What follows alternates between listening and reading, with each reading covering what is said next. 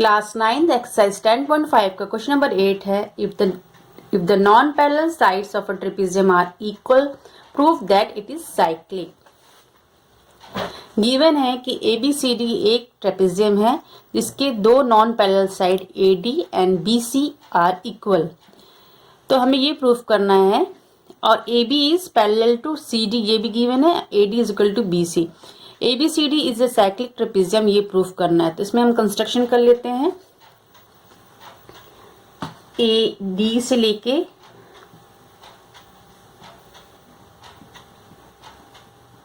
E तक और यहाँ पे C से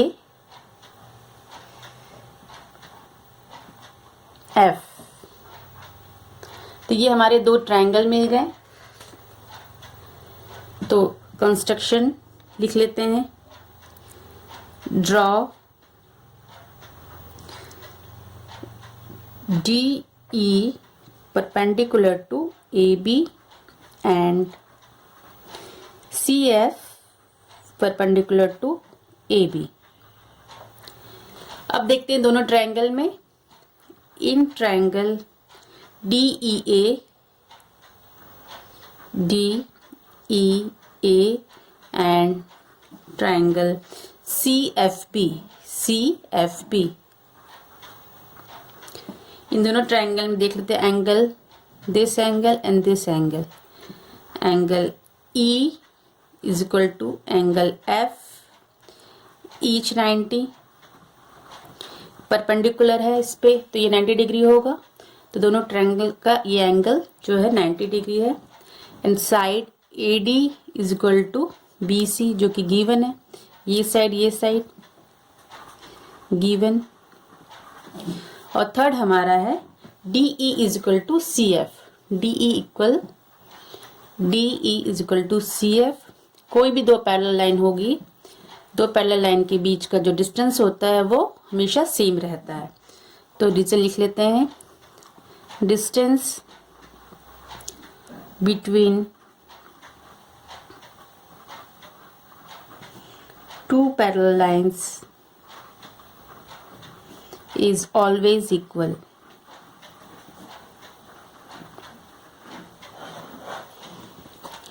टू पैरेलल लाइन के बीच का डिस्टेंस इक्वल होता है। अब देख लेते हैं, ये हमारा 90 है, राइट एंगल है, ADBC है जो कि हाइपोटेनस है इस ट्रायंगल का।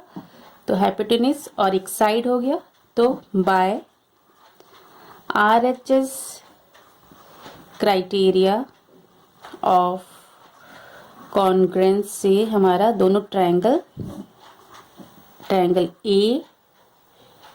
ADE is congruent to triangle CFB। ADE and CFB दोनों ट्रायंगल कॉन्ग्रुएंट होते हैं। जब दोनों ट्रायंगल कॉन्ग्रुएंट होंगे तो उसके कॉरस्पॉन्डिंग पार्ट्स भी इक्वल होंगे। तो हमारा ये वाला एंगल A और एंगल B भी इक्वल होगा। तो angle A is equal to angle B and angle ADE, ये वाला एंगल और ये वाला एंगल ये भी इक्वल होगा। Angle ADE is equal to angle BCF। ये दोनों हमारा CPCT से हम इसको इक्वल प्रूफ कर देते हैं। ये हमारा फर्स्ट हुआ। इसी तरह से नाउ फ्रॉम वन से हमें क्या मिला, AD और BCF इक्वल है। ADE is equal to angle BCF। अगर दोनों इक्वल साइड में दो इक्वल एंगल्स अगर प्लस कर देंगे तो कोई फर्क नहीं पड़ेगा। तो एडिंग बोथ साइड 90 डिग्री, angle ADE plus 90 is equal to angle BCF plus 90। अब देखिए ADE एंड प्लस 90, अगर हम ये परपेंडिकुलर तो ये 90 होगा। अगर हम EDC लिख सकते हैं 90 डिग्री की जगह में, तो angle ADE plus angle EDC same similarly angle BCF plus B C F में अगर हम ये 90 को ऐड कर देते हैं, 90 की जगह लिख लेंगे इस एंगल को, तो कोई फर्क नहीं पड़ेगा। एफ सी डी प्लस कर देंगे एंगल, 90 की जगह हमने ये 90 एंगल लिखा, एंगल एफ सी डी।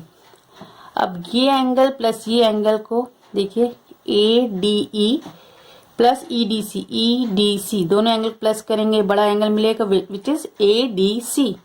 इसको लिख सकते हैं angle A D C is equal to, similarly इस एंगल इधर भी देखेंगे, ये एंगल प्लस ये एंगल यानी B C F plus F C D, तो ये पूरा मिला के बी सी डी हो जाएगा।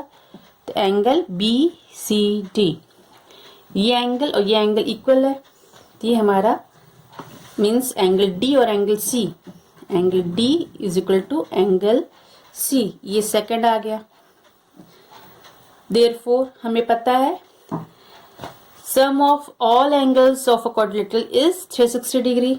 सो angle A plus angle B plus angle C plus angle D is equal to 360 degree.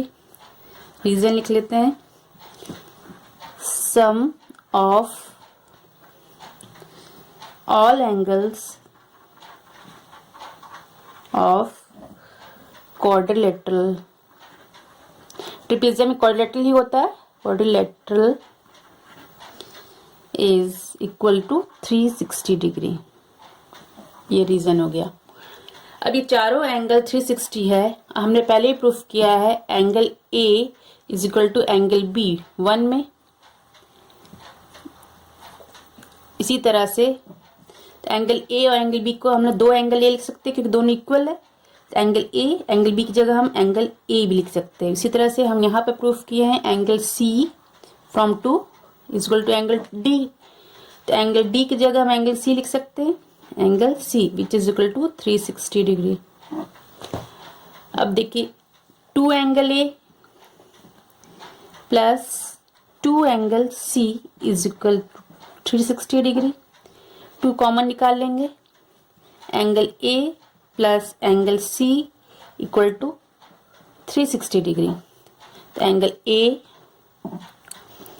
Plus angle C is equal to 360 upon 2 which is equal to 180 degree. Angle A plus angle C is equal to 180 degree. ये हमको proof करना था। कोई भी दो angle को अगर हम 180 डिग्री प्रूफ कर दिए तो वो एक ट्रेपेजियम है, ये प्रूव हो जाएगा।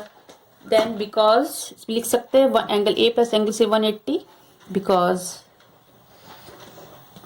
सम of opposite angles is 180 degree. Therefore ABCD is a trapezium। ABCD is a trapezium. यही हमको प्रूफ करना था, यही प्रूफ हो गया।